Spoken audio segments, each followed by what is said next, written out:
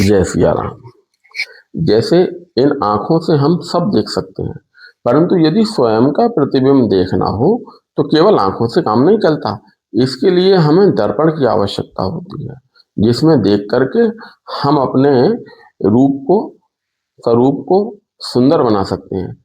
इसी प्रकार से यह भगवान के द्वारा किए गए चरित्र हमारे जीवन में दर्पण का कार्य करते हैं, जिन चरित्रों के माध्यम से हम अपने जीवन को सुंदर बना सकते हैं, जिनके अनुसरण के माध्यम से हम अपने जीवन में उत्पन्न विकारों पर विजय प्राप्त कर सकते हैं और अपने जीवन को सुंदर बना सकते हैं। इस चरित्र में जो श्री हनुमान जी द्वारा सुंदरकांड में प्रदर्शित किया गया, प्रत्येक जीव मात्र अपने जीवन को सुंदर बना सकता है। इसीलिए इस कांड का नाम सुंदरकांड रखा गया है। जब श्री जामवंत जी द्वारा श्री हनुमान जी को उनकी शक्तियों के विषय में स्मरण दिलाया गया और श्री हनुमान जी सीता जी की खोज के लिए प्रस्तुत हुए, खोज करने के लिए तैयार हुए, तो वहाँ चौपाई, सुंदरकांड की जो पहली चौपाई आती है, जामवंत के वचन सुहाए सुनी हनुमान हृदय अति भाए।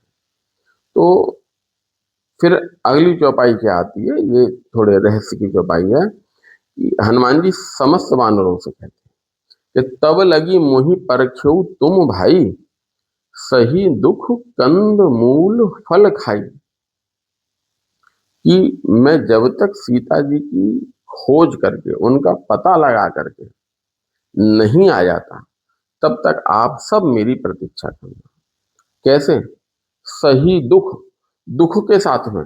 अभी हर्ष की कोई बात नहीं है, सीता जी के विषय में हमें ज्ञात हुआ है, सीता जी अभी प्राप्त नहीं हुई है, अभी जीवन में हमें भक्ति, जीवन में शांति प्राप्त नहीं हुई है, इसलिए हर्ष का विषय नहीं है। सही दुख कंद मूल फल खाई, और अनशन करने की आवश्यकता नहीं है। अनशन, सारे वानर अनशन के लिए बैठ गए थे, अनशन की आवश्यकता नहीं है। आप कंद मूल फल खा करके दुख सहित मेरी प्रतीक्षा कीजिएगा। कब तक? कि जब लगी आवों सीता ही देखी, जब मैं श्री सीता जी को देख करके न लौटाऊं। और होवही काज मोई हर्ष विसेखी, और काज अवश्य होगा, संशय न रखना, मेरे हृदय में अत्यंत हर्ष हो रहा है ना। होवही काज मोई हर्ष विसेखी। और फिर इसके बाद जो चौपाई आती है, यह कई नाई सवही कहू माथा, चले हर्ष ही धरी रघुनाथ। ऐसा कह करके हनुमान जी सभी वानरों को प्रणाम करते हैं, सिर झुका करके, और अपने हृदय में श्री सीताराम जी को बसा करके प्रस्थान करते हैं। तो यहाँ पर ये जो श्री हनुमान जी सभी वानरों को प्रणाम करते हैं, यह हनुमान जी ऐसा नहीं सोचते कि मैं किसी महान कार्य के लिए जा रहा हूं, तुम सब लोग नहीं जा सकते थे, तुम लोगों को मुझे प्रणाम करना चाहिए ना। हनुमान जी यहाँ स्वयं से प्रणाम करते हैं सभी वानरों को। वह प्रणाम की अपेक्षा नहीं रखते, क्योंकि यदि अपेक्षा रख करके हम किसी कार्य के लिए जाएंगे किसी से, तो निश्चित ही अपेक्षा में शांति नहीं मिलती। सीता जी को प्राप्त करना संभव नहीं है यदि हम किसी से भी अपेक्षा रखते हैं। और हनुमान जी को, क्योंकि जब श्री राम और श्री हनुमान जी का ऋषि मुख पर्वत के नीचे मिलन हुआ था प्रथम बार, तो भगवान ने श्री हनुमान जी को अनन्य भक्ति का गुप्त रहस्य सूत्र बताया था कि सो अनन्य असी जाके, मति न टरई हनुमंत, मैं सेवक सचराचर, रूप स्वामी भगवंत। ये है हनुमान जी, श्री राम कहते हैं कि वही भक्त अनन्य है जो सभी जीव मात्रों में मुझे देखता है और स्वयं को मेरा दास जानता है, सेवक समझता है। तो अब यही ठीक सूत्र हनुमान जी यहाँ पर व्यवहार में लाते हैं। वह समस्त जीवों में भगवान को देख करके और स्वयं से प्रणाम की अपेक्षा नहीं, स्वयं से प्रणाम करते हैं कि यह कहीं नाई सबहि कहूँ माथा, और चले हर्ष हर्ष के साथ में। कैसे? ही धरी रघुनाथ, अपने हृदय में भगवान को रख करके भगवान का स्मरण करके। अब जब हनुमान जी प्रस्थान करते हैं तो ये सुंदर कांड की सुंदरता भाग 1 में हमने इसके विषय में कहा है। हनुमान जी किस प्रकार से शिखर पे चढ़ करके और वहां से बार बार रघुवीर संहारी तरकेउ पवन तनय बल भारी, तो हनुमान जी वहां से प्रस्थान करते हैं।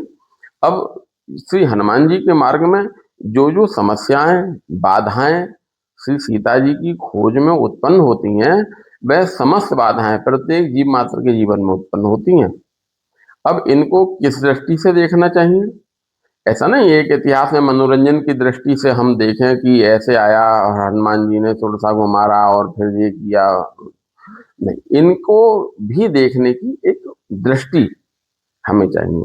देखिए, प्रत्येक व्यक्ति के जीवन के 4 लक्ष्य होते हैं, 4 पदार्थ जिनको वह अपने जीवन में प्राप्त करना चाहता है: धर्म, अर्थ, काम, मोक्ष। प्रत्येक व्यक्ति के जीवन में 4 प्रकार के दोष होते हैं। कौन कौन से? काम, क्रोध, लोभ और मोह। प्रत्येक व्यक्ति के 4 अंतःकरण होते हैं। कौन कौन से? मन, बुद्धि, चित्त, अहंकार। तो इन समस्त बाधाओं को हम कैसे धर्म, अर्थ, काम, मोक्ष की जीवन में प्राप्ति करें, कैसे काम, क्रोध, लोभ, मोह इत्यादि विकारों का समन करें, दमन करें, और कैसे मन, बुद्धि, चित्त, अहंकार की सिद्धि प्राप्त हो, कैसे सिद्ध हो। तो जब तक ये नहीं होगा तब तक सीता जी की खोज हो पाना जीवन में संभव नहीं। आपको लगता रहे कि हाँ सीता जी प्राप्त हो गई, एक अलग बात है। तो सबसे पहले क्या चौपाई आती है कि जलनिधि रघुपति दूत विचारी, ते मैनाक होई श्रम हारी। मैनाक पर्वत हनुमान जी के मार्ग में आकर के सबसे पहले खड़ा हो गया। ये मैनाक पर्वत स्वर्ण का पर्वत है, सोने का पर्वत। अब जो हमने अभी बात बताई, अब इन्हीं से कंपैरिजन करना शुरू करते हैं, तुलनात्मक। यह स्वर्ण दोष में लोभ का प्रतीक है, धर्म, अर्थ, काम और मोक्ष में अर्थ का प्रतीक है, मन, बुद्धि, चित्त, अहंकार में मन का प्रतीक है, क्योंकि राग इसी में होता है। ठीक। अब ये कह देना एक अलग बात है कि अर्थ की कोई खास जीवन में बात नहीं होती और हम पैसे के पीछे नहीं भागते और पैसा सब कुछ नहीं होता, पैसा हाथ का मैल है। ठीक है, सब बातें व्यवहार की हैं, कहते हैं लोग, कह देने में कोई बुराई भी नहीं है, परंतु ये बात सत्य नहीं है। रामचरितमानस में धर्म को, धन को, अर्थ को बड़ा महत्व दिया गया है। भगवान भी चौथे भाई शत्रुघ्न के रूप में अर्थ के रूप में प्रकट होते हैं। भगवान जब विवाह, जहां भगवान के विवाह की चौपाइयां लिखी होती हैं, वहां पर भी धर्म को प्रधानता ना दे करके एक जगह चौपाई में लिखा है कि जनु धन धर्मादिक, यानी कि अर्थ को पहले लिखा फिर धर्म को लिखा, ऐसा। और हाँ, उत्तरकांड में जहां पर काकभूषुंडी जी द्वारा श्री गरुड़ जी से प्रश्न पूछा गया कि सबसे बड़ा दुख क्या है जीवन में, तो काकभूषुंडी जी यही कहते हैं कि नहीं दरिद्र सम दुख जग माही। दरिद्रता से बड़ा इस संसार में कोई दुख नहीं है। अब वह दरिद्रता वैचारिक भी हो सकती है और व्यवहारिक भी। पदार्थ जन्य भी दरिद्रता हो सकती है और विचार जन्य भी दरिद्रता हो सकती है। तो धन का बड़ा महत्व जो है रामचरितमानस में दिया गया है। और देखिए, अब इसी लोभ को, इसी स्वर्ण को, यह मैनाक पर्वत जो है स्वर्ण का पर्वत है। आइए, श्री सीता जी पंचवटी में स्वर्ण के मृग को देखती हैं और कहानी शुरू हो जाती है। भागवत में आइए, यह कलयुग राजा परीक्षित के स्वर्ण के मुकुट में जाकर के बैठ जाता है, कहानी शुरू हो जाती है। तो ये स्वर्ण, ये लोभ, हाँ, हल्के में लेने की चीज नहीं है। ये जो है, ये पहली बाधा श्री हनुमान जी महाराज के, और प्रत्येक व्यक्ति के जीवन में अर्थ ही प्रथम आवश्यकता के रूप में प्रस्तुत होता है। जीवन में अर्थ की अत्यंत आवश्यकता है, और श्री रामचरितमानस भी इस बात को मानती है। तो क्या किया, और वहां दोहा लिखते हैं वो स्वामी जी, हनुमान ते ही परसा कर पुनि कीन्ह प्रणाम। वहां हनुमान जी अब यहाँ स्वर्ण के साथ में क्या व्यवहार करते हैं, मैनाक के साथ में क्या व्यवहार करते हैं, कि हनुमान जी ने उसको स्वीकार किया। दोहा आता है ना कि हनुमान ते ही परसा कर, कर मतलब हाथ, अपने हाथों से उसे स्पर्श किया, अर्थात स्वीकार किया। पुनि कीन्ह प्रणाम, और फिर प्रणाम किया, और क्या बोले कि राम काज कीन्हे बिनु मोहि कहाँ विश्राम। तो जिसने जीवन में अर्थ को विश्राम समझ लिया हो, जिसने अर्थ को ही सारे व्यवहार का केंद्र बना लिया हो, तो जिसने जीवन में अर्थ को ही अपना प्रथम लक्ष्य बना लिया हो, उसके जीवन में तो उसकी तो खोज वहीं पूरी हो गई। सीता जी को शांति, तो उसको जिसने अर्थ में ही शांति को ढूंढ लिया हो, तो वह आगे का मार्ग तो उसके जीवन में वहीं रुक गया। और अर्थ में शांति हो नहीं सकती, संभव नहीं है, कैसे होगी। तो हनुमान जी ने क्या किया, हनुमान जी ने जो अर्थ के रूप में मैनाक प्रस्तुत हुए हैं उन्हें स्वीकार किया। और मानस जी में भी अर्थ के स्वीकार करने की बात कही गई है। जब भगवान श्री सबरी माता को नवदा भक्ति का वरदान देते हैं, उपदेश देते हैं, तो वहां पर अष्टम भक्ति के रूप में अर्थ की व्याख्या आती है। यहाँ पर भगवान कहते हैं कि आठव जथा लाभ संतोषा सपने हूं नहीं देखें पर दोषा। कि आठवीं भक्ति सबरी जी यथा लाभ संतोष है, तो लाभ के रूप में अर्थ को स्वीकार करने के लिए भगवान कहते हैं। परंतु यही लाभ जब अपनी अति होने पर लोभ में परिवर्तित हो जाता है, तो वह लोभ जो है दोष के रूप में हमारे जीवन में आता है, और शांति स्वरूपा श्री सीता जी की खोज में बाधा बन करके खड़ा हो जाता है।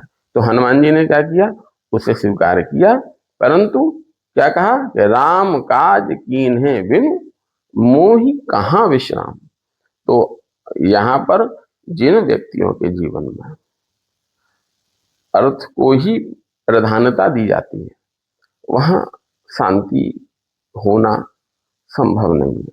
व्यवहार में हम बहुत देखते हैं, अर्थ की आवश्यकता है, परंतु जैसे हम कहते हैं ना कि हाँ, धन सब कुछ है, बहुत कुछ है, परंतु सब कुछ नहीं है। तो इसी प्रकार से जीवन में एक फिल्म आई थी, उसमें पुरानी है, मैं फिल्म का ना तो नाम बताऊंगा और ना वो, एक गाना मुझे याद आ रहा है कि पैसे से क्या क्या तुम यहाँ खरीदोगे, दिल खरीदोगे या कि जहाँ खरीदोगे। तो हाँ, तो अर्थ को स्वीकार कीजिए जीवन में। और यहाँ धर्म अर्थ काम मोक्ष में तो अर्थ की यहाँ प्रधानता बात हो गई, जो प्रत्येक व्यक्ति के जीवन में आता है। मन बुद्धि चित्त अहंकार में यह मन को प्रदर्शित करता है, क्योंकि इसी में राग होता है। लोभ, राग के कारण ही लोभ का उत्पन्न होता है। तो जब राग, तो यहाँ मन की सिद्धि कैसे होगी? लोभ ना उत्पन्न होने दें, उसे लाभ के रूप में स्वीकार करेंगे जीवन में जब हम, तो यहाँ पर मन की सिद्धि होगी। और काम क्रोध लोभ मोह में लोभ का समन इसी प्रकार से श्री हनुमान जी यहाँ करते हैं। और यहाँ लोभ का भी शमन हनुमान जी इसी आचरण से यहाँ करते हैं। और यह प्रत्येक व्यक्ति को समझाने के लिए कि जीवन में हमें अर्थ के प्रति क्या व्यवहार करना चाहिए, श्री हनुमान जी यहाँ मैनाक और हनुमान जी का चरित्र प्रदर्शित किया गया है। और यही संदेश श्री हनुमान जी की इस यात्रा में जो प्रथम बाधा के रूप में मैनाक पर्वत, जो स्वर्ण का पर्वत है, उपस्थित हुआ, उससे यही संदेश श्री हनुमान जी देना चाहते थे। और हनुमान जी अब इससे आगे की यात्रा पर चलते हैं, जहाँ सुरसा नाम अहिन के माता, जो सर्पों की मां है, बाधा के रूप में श्री हनुमान जी के आगे प्रस्तुत होती है। और यह इसका हनुमान जी किस प्रकार से समन करते हैं और इस बाधा को किस प्रकार से जो है दूर करते हैं अपने मार्ग से, इसका विश्लेषण, इसके विषय में व्याख्या आगे करेंगे। जय श्री राम।